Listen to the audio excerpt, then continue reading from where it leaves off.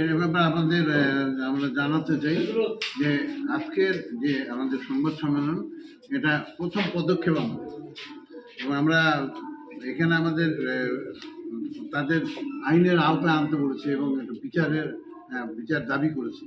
আমরা অপেক্ষা করব, মানে বলার সঙ্গে তো সব কিছু হবে এমন না। আমরা দাবি করব, আমরা অবজার্ভ করছি যে এবং এটা দেশব্যাপী কিন্তু এর একটা প্রতিবাদ, বিভিন্ন জেলায় এর প্রতিবাদ হয়েছে। আমরা একটু অপেক্ষা করছি, অল্প সময় অপেক্ষা করব, আমরা দেখব যে সরকার এ বিষয়ে প্রয়োজনীয় ব্যবস্থা নিচ্ছেন কিনা। যদি না নেন তাহলে এর থেকে বড় বড় কর্মসূচি আমরা আসবো। হয়তো এমনও হতে পারে আমরা অবস্থান নিতে পারি, আমরা জেলা প্রশাসকের স্মারকলিপি দিতে পারি, জেলা প্রশাসনের মাধ্যমে আমরা প্রধান উপদেষ্টার কাছে মুক্তিযোদ্ধা উপদেষ্টা স্মারকলিপি দিতে পারি।